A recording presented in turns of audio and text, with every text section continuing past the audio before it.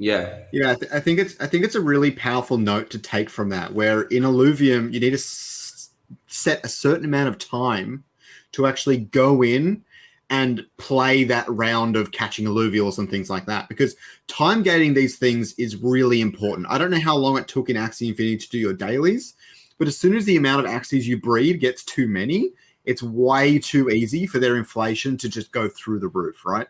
I think when you time gate it, even if you have 500 alluvials, you only have so many hours in the day, right? So it gets capped at your own ability, and then the number of players plays more of a role. Whereas in Axie Infinity, the number of players is less important.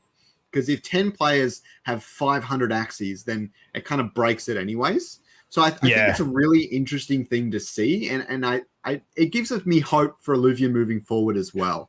100%. Expand. I just want to expand on that for a sec, because like Illuvium is huge in that. Like, so think about opening a pack of Pokemon cards. You know how you get that massive hit when you're about to open it. You're scrolling through, and then you hit the whatever it is, and then it's like you got it's the rare card behind it. And you're like going, you're like, is it? And it's like that is over in a second. When you play a gotcha game and you do a summon, it's over in a second. Illuvium just prolongs that experience and that feeling, because you're going on a half an hour to an hour exploration journey, which normally happens in, a fraction of a second when you're, opening cards. And that's what I really like about it. It's like that feeling gets accentuated, and you actually I just feel like the whole time you're exploring, it's going to be like incredibly fun. Yeah. And I think the way, like you say, the way they kind of prolong it as well, because like you say, you're going to go out there and then you're going to find it, right? And then you're going to have to battle it. So that anticipation of, yo, that's the one I want. And the hype builds of, yo, I need to win the battle festival. And once you win the battle, then you have the chance of, do I like the chance of getting it? Because it's not always 100%. So it's like, is this constantly building and building and building and building? And I think that's just going to be the reward, or like, the downside is going to be so big, and it's like, I get the whole 100%. Breaking the keyboards.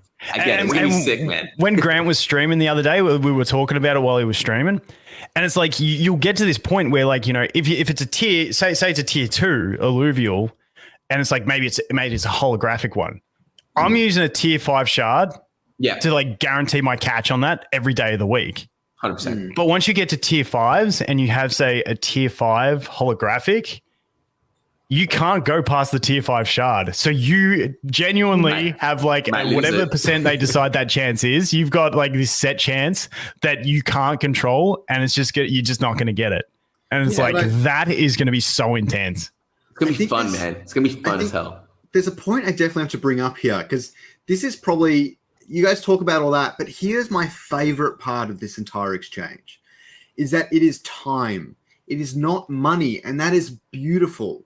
So the big thing that they're doing, and I hope they don't change this, although it's quite possible at some point anyways, but the shards don't break if you fail, okay? So if you fail to capture that holographic vampire, you do not lose your T5 shard. Now, what this means is you're disappointed, you need to find it again, but at least monetarily, you don't get completely shafted. And that is extremely powerful, because that is a good way to kick players out of your ecosystem. Yeah. So that would like, if people don't rage quit because they miss out on the holo tier 5, they're definitely rage quitting if after that you fucking don't get your shard back. Can you imagine? 100%. There's a lot of that. So it's still all time gated. You need to spend time to perform well and to get what you want, but it's not gated with your price. You're investing a certain amount, and you just need to spend more time to get to where you need to go. Obviously with the travel fees, maybe it takes a little bit of money, but there's a lot involved in that.